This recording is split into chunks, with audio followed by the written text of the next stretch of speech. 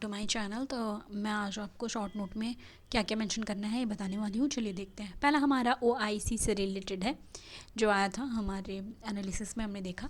तो OIC का full form क्या है? Organisation of Islamic cooperation. ठीक है, तो देखो उसमें क्या रहता है, जब हम एनालिसिस पढ़ते हैं तो जैसे दिया रहता है एज इट इज़ देख लेते हैं क्या क्या है, पर जब हम शॉर्ट नोट करते हैं तो सीरियल वाइज करते हैं कि जैसे OIC है, पहले हम जानेंगे OIC क्या है। ठीक है, ऑर्गेनाइजेशन ऑफ इस्लामिक कोऑपरेशन। तो एक कलेक्टिव वॉइस है मुस्लिम वर्ल्ड की। ठीक है, ये इस्टेब्लिश किया गया था 1969 में, समिट हुई थी राबत मोरक्को में। और इसमें क्या है कि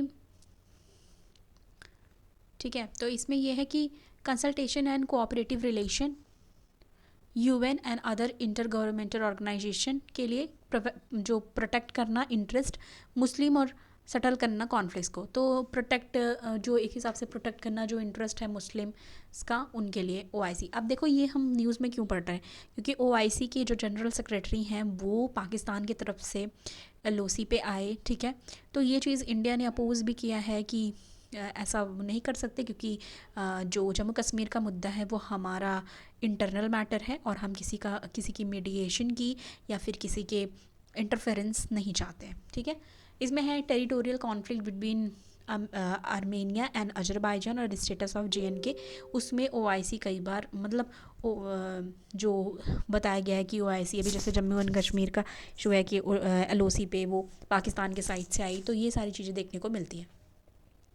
presently based in Jeddah, the organisation to permanent move its headquarter to East Jerusalem. तो अभी प्रेजेंटली जो इसका हेडक्वार्टर है वो है जद्दा में, लेकिन वो मूव करने को सोच रहे हैं। ठीक है, परमानेंटली मूव करने को प्लान कर रहे हैं अपने हेडक्वार्टर को ईस्ट जेरूसलम में। ठीक है, तो ये सारी चीज़ें अब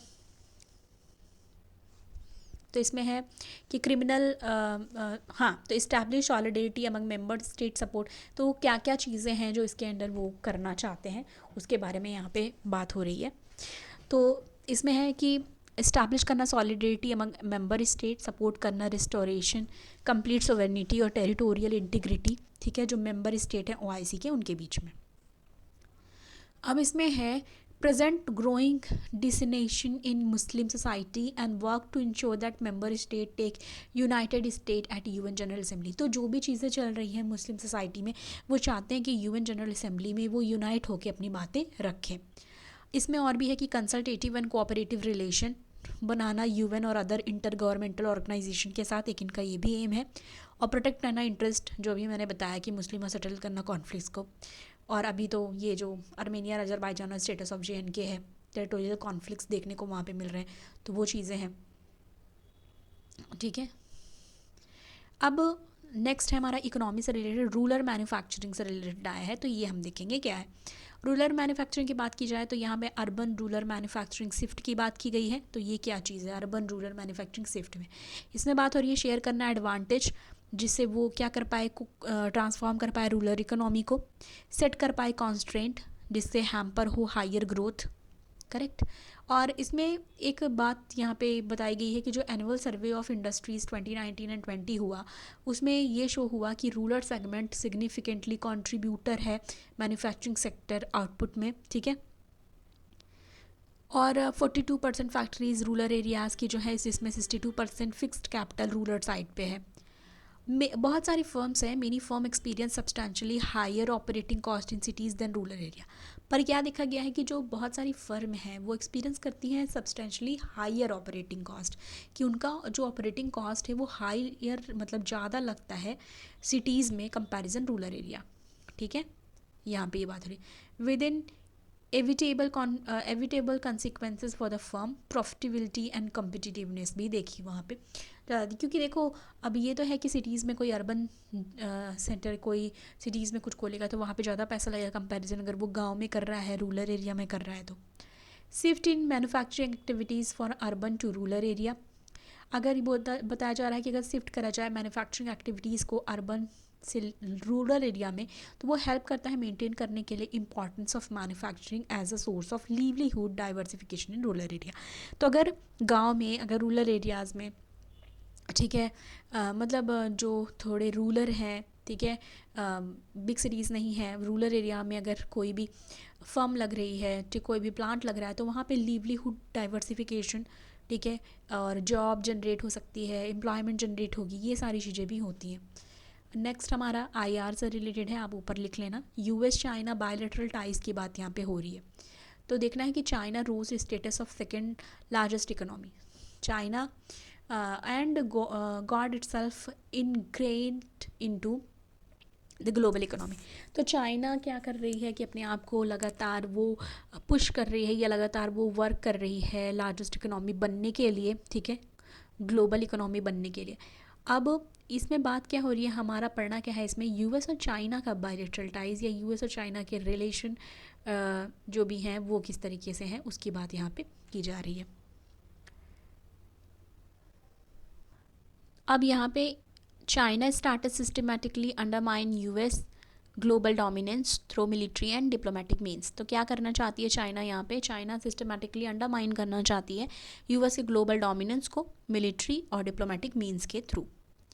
अब यहाँ पे है क्या चीज़, imposition of tariff on China. तो टैरिफ लगाया गया चाइना पे, टर्न इनटू ट्रेड वॉर, इस ये ट्रेड वॉर की तरह चला, ठीक है, कि टैरिफ इम्पोज किया गया, ये सारी चीज़ें जो यूएस की तरफ से, तो ये यहाँ पे देखने को मिल रही हैं। अब इसमें ये देखेंगे started reverse trajectory of US China relation. इसमें क्या देखा गया कि एक रिवर्स ट्रजेक्ट्री देखा गया यूएस चाइना रिलेशन में। China to crack down in Xinjiang and Hong Kong it's wolf warrior diplomacy. तो ये चीज़ हम अपने आंसर में नोट कर सकते हैं कि चाइना एक वुल्फ वॉरियर डिप्लोमेसी अपनाता है, कि मोस्टली वो अग्रेसिव मोड में रहता है।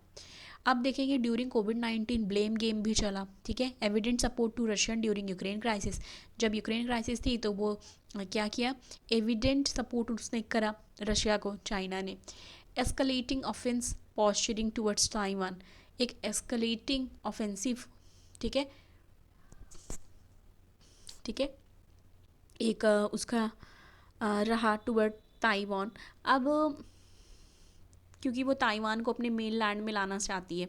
2020 relation descend into abysmal trajectory with speaker of US. क्यों हुआ ये रिलेशन ऐसा, क्योंकि 1 मिनट, हाँ,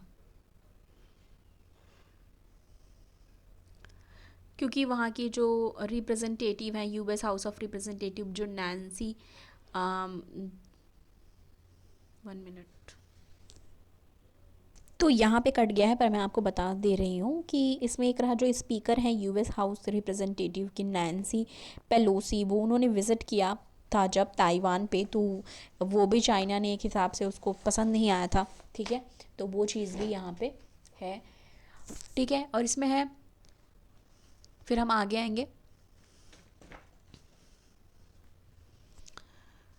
order to undercut China growing technological 1 minute technological prowess the US impose series of restriction. तो यूएस ने बहुत सारी रिस्ट्रिक्शन भी लगाए चाइना को टारगेट करते हुए। China targeting it's semi conductor chip industry. तो चाइना के जो सेमी कंडक्टर चिप इंडस्ट्री है उस पर भी रिस्ट्रिक्शन लगाया यूएस ने। तो किस तरीके से जो रिलेशन है वो बदल रहा है यूएस और चाइना का, ये भी यहाँ पे हम देख सकते हैं। जिनपिंग मल्टीपल टाइम्स उन्होंने क्या किया, अंडरलाइन किया कि चाइना टाइम बाउंड एस्पिरेशन, वो अपने एस्पिरेशन को बताया कि वो अचीव करना चाहता है गोल अपना फेज़ मॉडर्नाइज्ड ऑफ कंट्री, की वो सुपर पावर बनना चाहता है, ठीक है, वो और अपना जो भी ये एस्पिरेशन है वो बार बार खुल के वो चीज़ सामने रखता है, ठीक है। China more specific objective like reunification of Taiwan with mainland. तो वो री यूनिफिकेशन करना चाहता है ताइवान का मेन लैंड के साथ, तो ये भी है। और उस पे से जब यूएस की जो house of representative Nancy Pelosi वहाँ पे विज़िट किया था उन्होंने ताइवान पे, तो वो उसको पसंद नहीं आया था, क्योंकि उसके जो एक स्पेसिफिक उसका ऑब्जेक्टिव है री यूनिफिकेशन ताइवान का मेन लैंड में, ठीक है। और इसमें है कि इंडिया के और कॉन्टेक्स्ट में देखेंगे तो इंडिया ने कुछ इंडिया कंट्रीज़ के साथ आई है, जैसे क्वाड है एक काउंटर करने के लिए चाइना को, उसमें यूएस भी है। तो ये सारी चीज़ें भी हैं कि यूएस जो है वो इंडिया के साथ मिल के चाइना को काउंटर करने की सोच रहा है। अभी तो रिसेंट आप ये देखोगे वो पाकिस्तान से भी रिलेशन इम्प्रूव कर रहा है, ठीक है। तो ये चीज़ें हैं। अब नेक्स्ट है पॉलिटी एंड गवर्नेंस है आसाम अकॉर्ड के बारे में। आसाम अकॉर्ड 1985, तो ये क्या है कि मेमोरेंडम ऑफ सेटलमेंट है, ठीक है। ये साइन किया गया रिप्रेजेंटेटिव गवर्नमेंट ऑफ इंडिया और लीडर ऑफ आसाम मूवमेंट जो न्यू दिल्ली में 15 अगस्त 1985 में। ये जो अकॉर्ड है वो आया जब आया, ठीक है, एंड टू आसाम एजुटेशन, उस समय आसाम एजुटेशन ख़त्म हुआ और फॉर्म किया गया एक पॉलिटिकल पार्टी, और फिर उसके बाद एक गवर्नमेंट बनी आसाम में, ठीक है। की डिमांड्स क्या थे इसमें था कि all those foreign who has entered Assam between 1951 and 1961 give full citizenship including right to vote. तो जो भी आसाम में आए हैं, ठीक है, वो एंटर किया है उन्होंने आसाम में 1951 से 1961 के बीच में, उनको फुल सिटीजनशिप दिया जाएगा और राइट टू वोट भी दिया जाएगा, ठीक है। और जो आफ्टर 1971 आए हैं उनको डिपोर्ट किया जाए, इस बारे में बात की गई, ठीक है। क्या क्या की डिमांड्स थे उनके, उन्होंने क्या क्या डिमांड किया था। इसके बाद है री इंट्रेंट, ठीक है, बिटवीन 1961 एंड 1971 उनको डिनाई किया गया वोटिंग राइट 10 सालों के लिए, ठीक है। और बोला गया but would enjoy all other right of citizen, पर अदर जो भी राइट है सिटीजन के वो उनको एंजॉय करने को मिलेगा, पर 10 साल तक के लिए वोटिंग राइट उनकी ली गई। अब ठीक है, तो यहाँ पे ये सारी बातें हमने देखी। तो यहाँ पे हमने ये सारी चीज़ें, अब यहाँ पे एक चीज़ और है, सेंट्रल गवर्नमेंट ने प्रॉमिस किया कि प्रोवाइड करेंगे legislative and administrative safeguards protect करने के लिए कल्चरल, सोशल, लिंग्विस्टिक और जो भी आइडेंटिटी एंड हेरिटेज है, आइडेंटिफाई करेंगे heritage of the Assamese people, तो उस सबके प्रोटेक्शन के लिए सेंट्रल गवर्नमेंट ने प्रॉमिस किया था, ठीक है, ये सारी चीज़ें प्रोवाइड करने के लिए। अब ये है ट्राम यात्रा के बारे में। ट्राम यात्रा क्या है? एक ट्राम जर्नी है, ठीक है, एक टाइप का ट्रेन है। Moving tram carnival started back in 1996 jointly enthusiast from Melbourne and Kolkata. तो ये 1996 में स्टार्ट हुआ था ये कार्निवल जो है। थीम इस बार की क्या है? अब 2023 में West Bengal government to preserve tram, तो ये भी है कि जो वेस्ट बंगाल गवर्नमेंट है उन्होंने प्रिजर्व करने की भी बात की है। और ये जो थीम है 2023 की ट्राम यात्रा की, वो है heritage, clean air and green mobility. ये है ट्राम यात्रा की। ट्राम यात्रा विल बी हेरिटेज, ट्राम यात्रा will be heritage, clean air and green mobility. तो ये था हमारा आज का जो भी हमको शॉर्ट नोट पे, शॉर्ट नोट कह लो या हैंड रिटन नोट भी आप इसको कह सकते हो, क्योंकि इतना भी शॉर्ट नहीं है कि हम इसको शॉर्ट नोट कंसीडर करें। पहले क्या होता था, बहुत ही स्टार्टिंग में आप देखते होगे तो मैं बहुत छोटा प्रोवाइड करती थी, पर उससे कोई मतलब नहीं है, क्योंकि हमको मेंस के पॉइंट ऑफ व्यू से भी तैयार करना है, हम सिर्फ प्रीलिम्स के पॉइंट ऑफ व्यू से नहीं तैयार करेंगे। तो इसलिए ये हैंड रिटन नोट्स हैं द हिंदू के, जो जो इंपॉर्टेंट रहते हैं वो मैं आपको पॉइंट्स बताती हूँ। तो आज के लिए बस इतना ही। पसंद आए तो लाइक करें, ज़्यादा से ज़्यादा शेयर करें, चैनल पर नए हैं सब्सक्राइब करना ना भूलें। Thank you.